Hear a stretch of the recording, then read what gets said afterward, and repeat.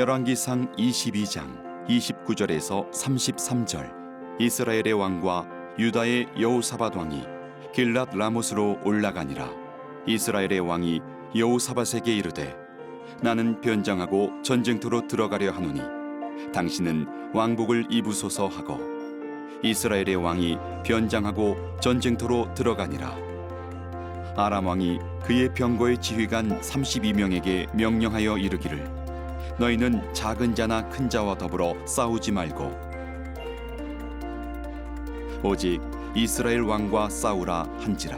병거의 지휘관들이 여호사밧을 보고 그들이 이르되 이가 틀림없이 이스라엘의 왕이라 하고 돌이켜 그와 싸우려 한즉 여호사밧이 소리를 지르는지라. 병거의 지휘관들이 그가 이스라엘의 왕이 아님을 보고 쫓기를 그치고 돌이켰더라.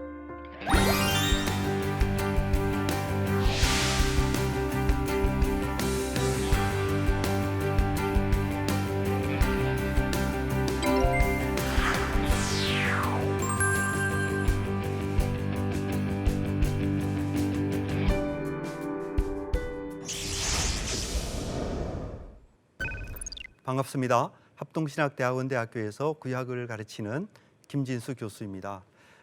지금까지 이제 모두 11차례에 걸쳐서 열왕기상을 살펴보았는데 오늘 이제 그 마지막 시간으로 열왕기상 22장 이제 12번째 강의 하도록 하겠습니다. 아람 전쟁과 아합의 죽음이라는 주제입니다. 살펴볼 포인트는 모두 세 가지인데요. 전쟁 계획을 어떻게 세웠고 또 선지자들의 예언, 또 아합의 죽음, 이렇게 세 가지로 살펴보도록 하겠습니다. 사실 그 열왕기상 17장부터 쭉 이제 아합 왕가에 대한 이야기가 나오는데요. 이제 몇 가지로 분류를 해볼 수가 있습니다. 아합 왕가가 도대체 어떤 왕가였는가 이제 분류해 볼 수 있는데 17장부터 19장까지는 종교적인 문제, 이 아합 왕가가 바알 숭배를 일삼는 왕가였다. 거기에 초점을 맞추고 있고요. 그다음에 20장으로 넘어가면 이제 아람과의 그 전쟁, 1차 아람 전쟁, 2차 아람 전쟁이 나타나는데 이것은 이제 아합 왕가가 펼쳤던 그 군사 외교적인 어떤 그런 모습을 나타낸다고 할 수 있고요. 그리고 21장에 나봇의 포도원 사건이 있는데 그것은 이제 아합 왕가가 가지고 있던 그 경제적인 문제, 사회 경제적인 문제가 어떠했는가, 그것을 대표적으로 보여주고 있다고 하겠습니다. 근데 전체적으로 보면 이 아합 왕가는 우상 숭배를 일삼으면서 아주 그 세속적인 방식으로 외교적인 어떤 실리와 경제적인 그 이득을 추구하는 그런 아합이었던 것이죠. 전체적으로 봐서 그것은 정말 하나님과의 관계에서 불충한 반언약적인 태도다라고 규정할 수가 있겠고요. 이런 아합의 태도는 하나님의 심판을 불러올 수밖에 없는데 오늘 살펴볼 이 본문은 이제 그 아합이 어떻게 하나님의 심판을 받게 되는지 우리에게 알려줍니다. 먼저 이제 1절부터 4절까지의 이 아합이 이제 전쟁 계획을 세우고 있는 모습이 그곳에 나타납니다. 1절에 보면 아람과 이스라엘 사이에 전쟁이 없이 3년을 지냈더라 이렇게 나와 있는데요. 이 3년이 언제인가 생각해 보게 되면 아마도 열왕기상 20장에 기록되었던 그 1차, 2차 아람 전쟁 이후의 공백 기간을 가리킨다고 볼 수가 있습니다. 그러니까 2차 전쟁 이후에 약 3년 동안 평화기가 있었다라는 거죠. 그 이후에 이제 지금 이제 전쟁이 또 일어나고 있는 것입니다. 여기서 이제 보면 그 아람과 이스라엘의 관계는 분명히 그 서로 원수지간이에요, 그죠? 전쟁을 벌이는 원수지간인데 그런데 이 성경에 나타나는 기록과 표면상 상반되게 보이는 어떤 자료가 있습니다. 바로 이 아시리아 왕 살마네셀 3세가 남긴 비문이에요. 그 비문의 내용을 보면 성경의 내용과 상충되어 보이는 부분이 있다라는 것입니다. 이 비문에는 기원전 853년에 소위 그 북서시리아 지역인 카르카르에서 일어났던 전투에 대한 내용이 나타나요. 여기 보면 이제 이게 아시리아 지역이죠. 아시리아 지역이고 북서쪽으로 가서 여기에 이제 카르카르라는 지역이 나타납니다. 근데 거기에서 전쟁이 일어나는데 이 전쟁은 뭐냐면 그 메소포타미아 지역에서 세력을 확장하는 이 아시리아가 이제 정복 전쟁에 나서는 거예요. 이 살마네셀 3세가. 그러다 보니까 당연히 이제 이쪽 서쪽 지역에 살던 국가들이 위협을 느끼게 되죠. 그래서 이 아수르의 세력에 맞서게 됐는데 그게 이제 맞서면서 전쟁이 일어난 장소가 바로 여기 카르카르였다라는 것입니다.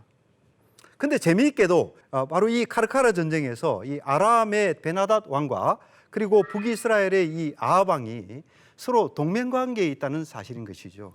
이것이 이제 놀랍게도 합니다. 성경에는 분명히 두 나라가 서로 이렇게 전쟁을 벌이고 이런 적대 관계에 있었는데 어떻게 이곳에서는 서로 이렇게 동맹국으로 나타날 수가 있는가? 그런 것이죠.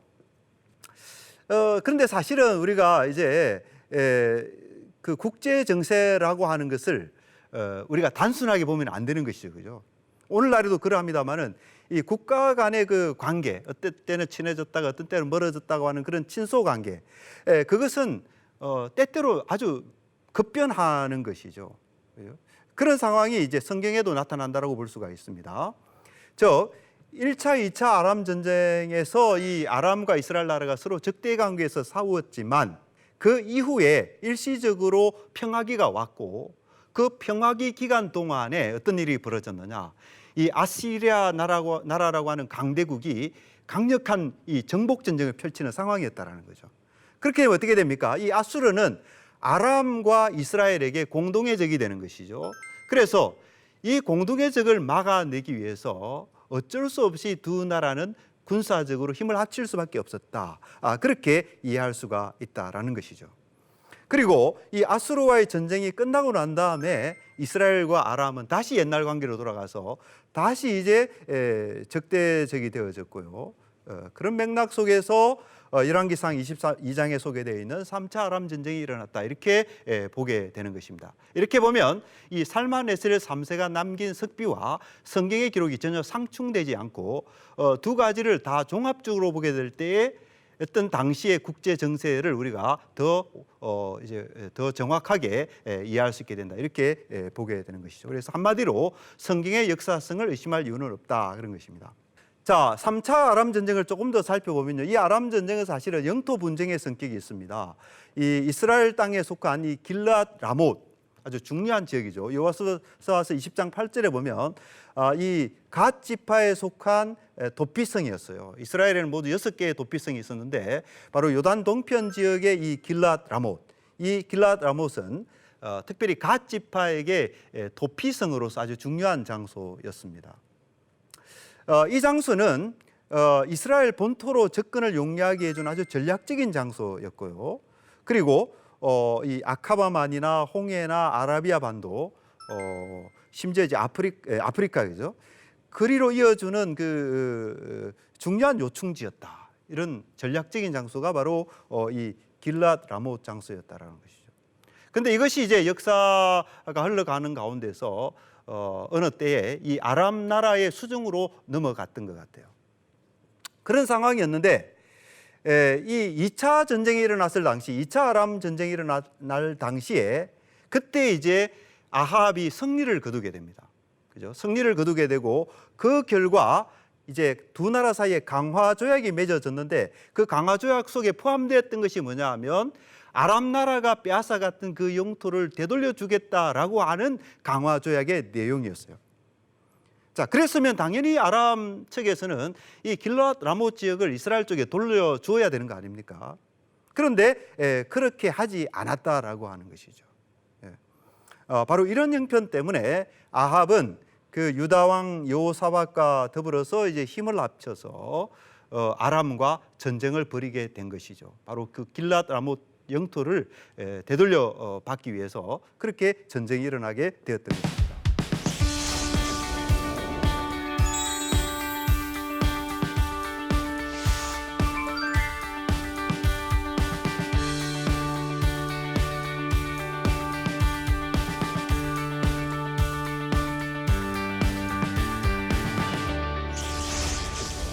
그다음에 이제 선지자들이 이제 예언을 하게 되는 내용이 나타나는데, 이 이제 전쟁에 떠나기 전에 과연 이 전쟁을 이길 것인가, 어떻게 될 것인가 이제 궁금하죠. 그래서 왕들이 선지자를 불러서 선지자들에게 이제 조언을 구합니다.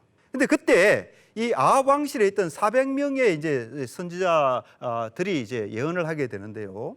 이 사람들이 이제 아합에게 나타나서 와서 예언을 합니다.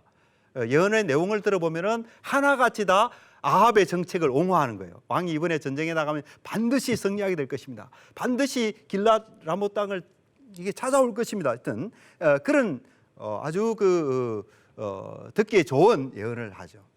근데 사실은 그 사람들은요 모두 그 왕의 비위를 맞추는 그런 의용 선지자였던 것입니다. 이 사람들은 그저 여호와의 이름으로 왕의 정책을 이렇게 지지해주는 그런 사람들이 있고요. 그 대가로서 지위와 부를 누렸던 그런 사람들이었다라는 것이죠. 그 중에 대표적인 사람이 시드기야라는 사람인데, 이 사람은 어떻게 하는가 하면 아주 그 철로 만든 뿔들을 막 내어 보이면서 어떤 상징적인 행위를 하는 것이죠. 아합이 어떻게 할 것이냐, 그것들로 아람 사람을 다 진멸할 것이다. 이 아합이 이 얘기를 들었을 때 얼마나 기분이 좋았겠습니까? 의기양양했겠죠, 그죠? 바로 그 목적으로 그렇게 이제 시드기야가 예언을 했던 것입니다. 바로 이런 사람들을 가리켜서 우리는 뭐라고 합니까? 거짓 선지자라고 하는 것이죠. 거짓 선지자를 규정하면 이런 것입니다. 사리사욕을 위해서 하나님이 말씀하지 않는 것을 하나님의 말씀인 것처럼 꾸며서 전하는 것, 이것이 바로 거짓 선지자인 거예요. 그러니까 그 중심에는 뭡니까? 자기의 이득이라고 하는, 자기의 어떤 정치적인, 경제적인, 사회적인 지위라고 하는 그 욕심, 그것이 자리하고 있는 것이에요. 이런 사람들이 바로 거짓 선지자다라는 것입니다. 근데 여기에 대해서 이제 모두가 다 그렇게 거짓된 예언을 하고 있는데, 그 가운데 정말 참된 선지자 한 사람이 등장을 하게 되는데, 그 사람이 바로 미가야라는 사람입니다. 이 사람이 이렇게 예언을 해요. 22장 17절에 보면, 그가 이르되 내가 보니 온 이스라엘이 목자 없는 양같이 산에 흩어졌는데, 무슨 얘기입니까? 목자 없는 양같이 흩어졌다는 말은 이스라엘이 왕을 잃어버리게 됐다, 왕이 죽게 된다, 그런 얘기 아니겠어요? 그런 예언을 하고 있습니다. 내가 보니. 그리고 여호와의 말씀이 이 무리에게 주인이 없으니 각각 평안히 자기의 집으로 돌아갈 것이니라 하였나이다. 주인이 누굽니까? 왕이죠, 그죠? 그 전쟁 때문에 이스라엘은 목자를 잃게 되고 주인을 잃게 된다. 즉 한마디로 얘기하면 아합이 죽게 된다, 그런 얘기 아니겠어요?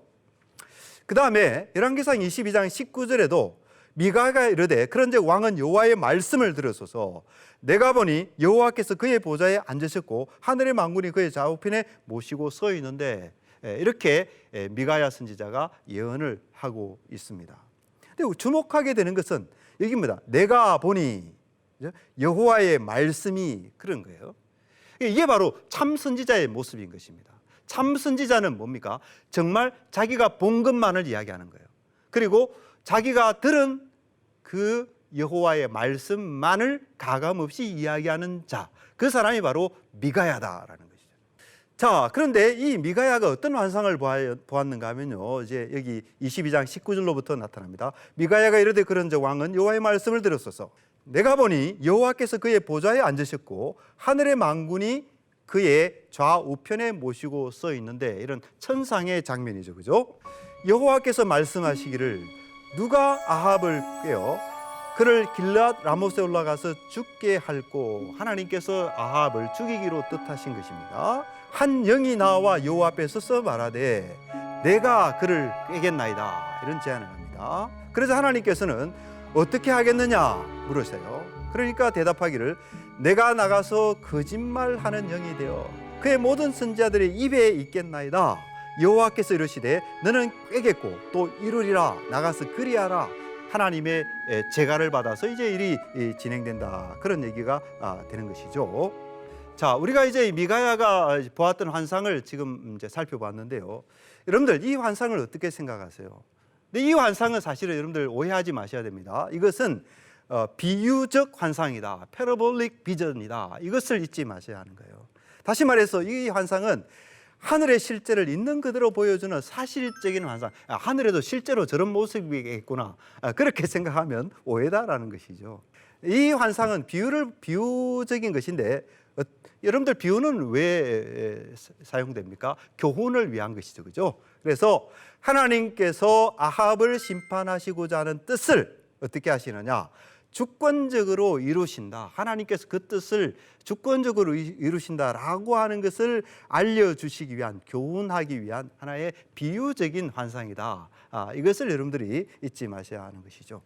즉 악한 존재, 이 거짓말하는 영 아니겠어요?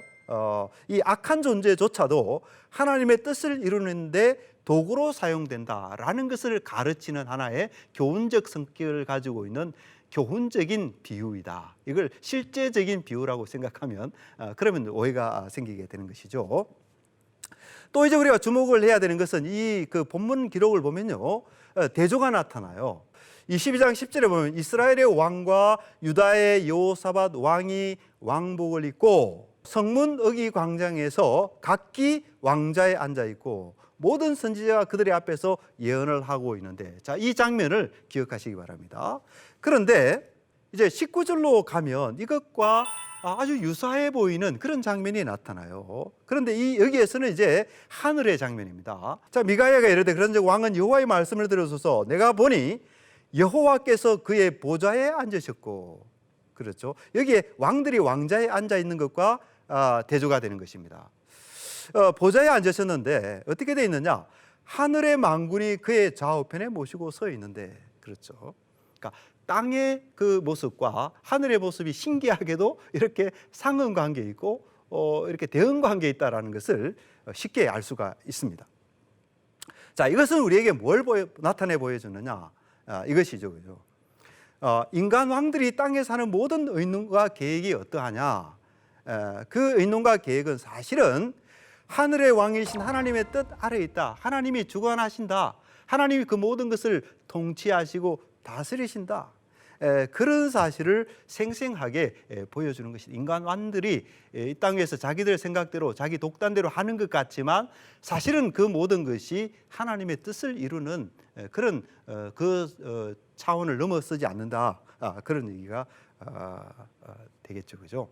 이제 이런 그 미가야의 예언이 있자 이 거짓 선지자의 대표격인 시드기야가 어떤 반응을 보이느냐? 여기 보면 시드기야의 이 태도를 보면요, 굉장히 독단적이고 굉장히 폭력적입니다. 22장 24절에 이렇게 나와요. 그나나의 아들 시드기야가 가까이 와서 미가야의 뺨을 치며 이르되 여호와의 영이 나를 떠나 어디로 가서 내게 말씀하시느냐. 여기에 보면 이 사람이 얼마나 독단적인 생각을 하고 있느냐 하는 것을 알 수가 있게 돼요. 마치 여호와의 영을 자기가 독점할 수도 있기라도 하는 것처럼 그런 생각을 하고 있는 거 아니겠어요? 여호와의 영이 자기를 떠나서 다른 데 갈 수 없다는 거죠. 자, 여기서 우리는 이런 사실을 깨닫게 됩니다. 이 시드기야가 가지고 있는 분명히 잘못된 종교죠. 그 잘못된 종교는 어떤 형식으로 나타나게 되느냐? 바로 난폭함으로 표현이 되게 되는 것이고요. 그리고 교리적인 왜곡, 마치 하나님의 영을 자기가 독점할 수 있기라도 생각하는 것처럼, 그게 뭡니까? 그게 바로 교리적인 왜곡 아니겠어요? 그리고 그 속에는 인격적인 오만과 독선, 이런 것들이 들어있다라는 것이에요. 그래서 올바르지 못한 신앙, 올바르지 못한 종교는 항상 이런 성격을 가지고 있다는 것입니다. 난폭성과 어떤 교리적인 왜곡과 인격적인 오만과 독선, 뭐 이런 것들이 다 이제 같이 하고 있는 것이죠.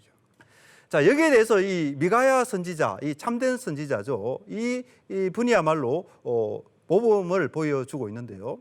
왕의 미움을 사는 것까지 감수하면서 하나님의 말씀에 충실한 그런 모습이고요. 그리고 여호와의 말씀을 전한다는 이유로 뺨을 맞고 투옥을 당하는 등 생명의 위협을 받기도 합니다. 어떤 이득 때문에 하나님 말씀을 전하는 것이 아니라 비록 뺨을 맞고 옥살이를 한다 해도 그럼에도 불구하고 하나님 말씀을 있는 그대로 전하는 것, 그런 것이죠. 자, 이런 미가야 선지자야말로 선지자 중에 선지자이신 예수님의 모습과 닮았다라고 할 수가 있습니다. 더 나아가서 그것은 하나님의 말씀을 맡은 모든 사람에게 귀감이 되는 모습이다. 그렇게 우리가 받아들이게 되는 것이죠.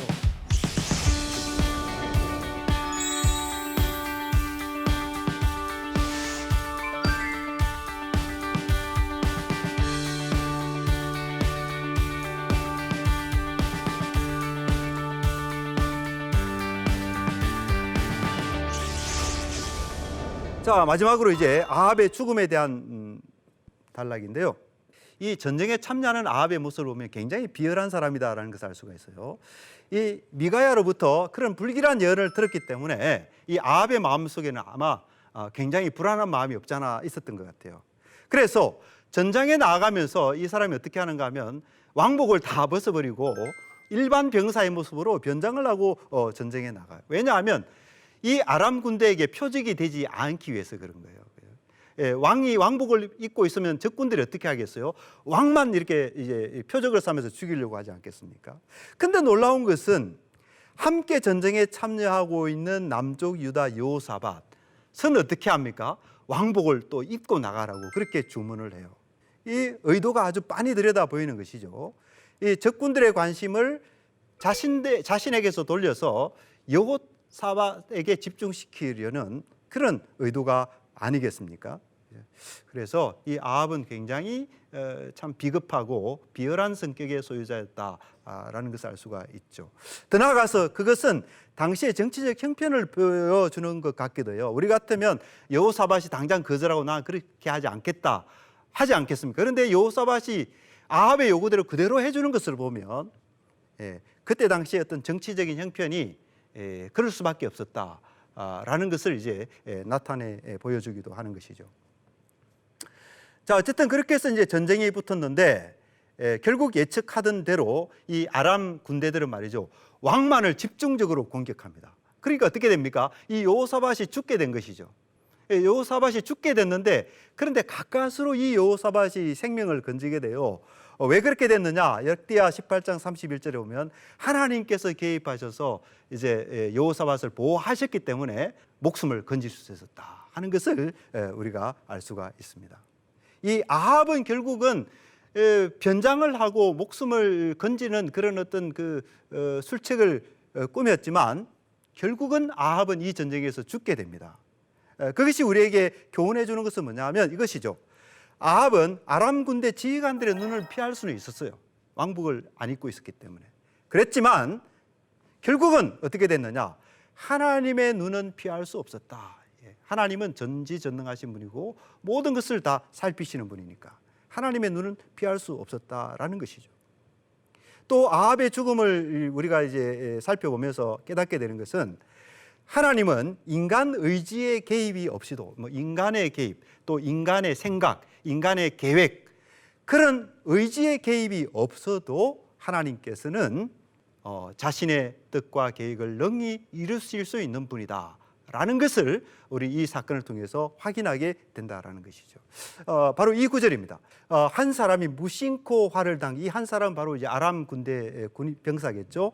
그 병사가 아무 생각 없이 활을 당겨서 쏘았는데 그 활이 날아가서 어디를 맞추었느냐? 바로 이스라엘 왕의 갑옷 솔기를 맞췄다라는 거예요. 이 갑옷 솔기라는 말은 바로 이 갑옷의 어떤 이연매 부분을 말하는 것입니다. 그래서 정확하게 그 갑옷 이연매 부분의 화살이 날아가서 그 촉이 그것을 뚫고 들어갔다라는 거예요. 그래서 왕이 어떻게 됩니까? 내가 부상하였으니 내 손을 돌려 나를 진중해서 나가게 하라. 이렇게 굉장히 큰 부상을 입었으니까 이렇게 요구를 했지 않겠습니까? 그래서 이렇게 우리가 말할 수 있는 것입니다. 결국 인간은 목표물을 조정하지 않고 했지만 그러나 목표물을 조준하고 명중시킨 분이 있으신 거예요. 그분이 바로 누구냐? 바로 여호와 하나님이시다 하는 것이죠. 그런 하나님의 그 놀라운 섭리를 여기서 우리는 발견하게 됩니다. 자, 여기서 우리는 이제 열왕기상 19장에서 배웠던 내용을 상기하게 됩니다. 바로 엘리야가 호렙산에 갔을 때 받았던 계시인데요. 그게 보면 하나님이 불과 바람과 지진 가운데 계시지 않고 대신 세미한 음성이 들렸다 했습니다. 그런데 그 세미한 음성이 뭐냐? 바로 하나님께서 아합 왕가를 어떤 초자연적인 기적에 따라서 심판하시는 것이 아니라 역사 가운데서 진행되는 하나님의 엄밀한 섭리로 말미암아서 아합 왕가가 심판받는다. 그 의미라고 그랬어요. 근데 그 이제 하나님의 계시가 이루어지는 것이 바로 오늘 우리가 살펴보고 있는 내용이다라는 것이죠. 그렇죠? 즉 아합이 우연히 손화살에 죽게 된 것은 바로 역사 가운데 진행되는 하나님의 섭리가 얼마나 어떻게 나타나고 있는가, 그것을 대표적으로 보여주고 있다. 하나님의 섭리가 이 세상사에 깊숙이 개입해서 있다라고 하는 그런 점인 것이죠. 결국 이제 아합이 화살을 맞아서 큰 부상을 입게 되고요. 그때 이제 맹렬한 전쟁이 일어나서 도무지 전쟁터를 빠져나올 수 없는 그런 형편이어서 결국은 이제 죽게 되는데요. 이런 모든 그 일련의 과정들, 이런 모든 과정들이 결국은 뭐죠? 그것을 통해서 하나님의 뜻이 이루어졌으니까. 그렇죠? 그래서 아합을 죽음에 이르도록 한 하나님의 섭리적인 사건들이다. 어떤 그런 이해를 할 수가 있습니다. 그래서 이 아합이 죽게 되는데 그것은 결국 예언의 성취 성격을 가지게 되는데요. 22장 38절에 보면 그 병거를 사마리아 못에서 씻음에 개들이 그의 피를 핥았다. 아합의 죽음을 이렇게 묘사하고 있습니다. 그런데 이것은 과거에 엘리야 선지자가 예언했던 내용과 그대로 일치해요. 21장 19절 나봇의 포도원 사건 때 이 엘리야가 아합에 대해서 이렇게 예언했죠. 나봇의 피를 핥은 곳에서 개들이 내 피이고 내 몸의 피도 핥으리라 이렇게 예언했는데 그 예언이 성취되어서 어떻게 해요? 개들이 그의 피를 핥았다 이렇게 말씀하고 있는 것입니다. 결국 이 아합의 삶을 보면 굉장히 가증한 삶을 살아왔는데요. 그의 삶과 마찬가지로 죽음 또한 가증한 죽음으로 끝을 맺고 있습니다. 우리가 아는 것처럼 아합은 그의 재위 기간 동안 늘 바알 숭배를 장려하고 또 세속적인 부와 명예를 추구하며 이 하나님을 배반하는 그런 반언약적인 행위를 일삼아 왔습니다. 그런 그가 어떻게 됩니까? 창기들이 목욕하는 곳에서 개들이 그의 피를 핥았다 이렇게 말하고 있어요. 이것이 나타내는 바는 바로 이것이죠. 그가 살아왔던 이 삶의 부정함과 가증함을 나타내고 있는 바로 그런 어떤 죽음이다 하는 것입니다.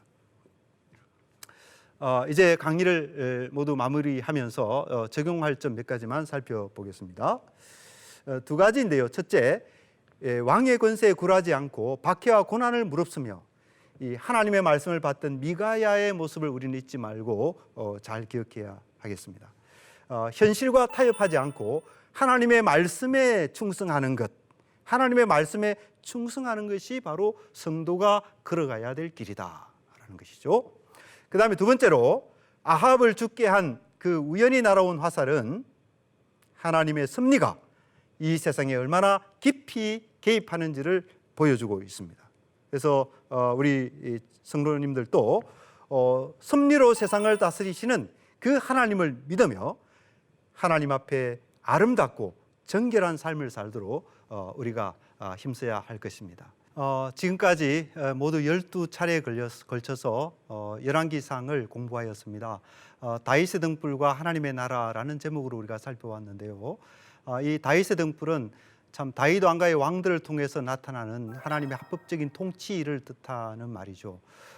그래서 이 통치를 통해서 하나님의 나라가 이 땅에 세워지도록 그렇게 하나님이 의도하셨습니다. 근데 열왕기서를 보면 이제 많은 왕들이 참 그런 다윗이 보여주었던 통치의 모범을 따르지 않았던 것을 우리가 알게 되는 것이죠. 그래서 이 열왕기서는 이 온 세상을 주관하시는 하나님, 왕 되신 하나님이시죠. 그 하나님이 어떤 분이신가, 또 그 하나님께서 정말 자기 백성에게 원하시는, 요구하시는 바가 무엇인가를 보여주는 그런 책입니다. 그래서 우리 모든 성도님들 정말 이 열왕기서를 통해서 우리가 살펴보았던 그 온 세상의 왕이신 하나님, 또 그 백성이 그 하나님께서 자기 백성에게 요구하시는 바, 이런 것을 기억하시면서 다윗의 등불 아래 참 다윗을 통해서 나타났던 그 하나님의 통치의 빛 아래 살아가시는 복된 성도님들 다 되시기를 바랍니다. 그동안 열심히 시청해 주신 시청자 여러분들께 감사드립니다.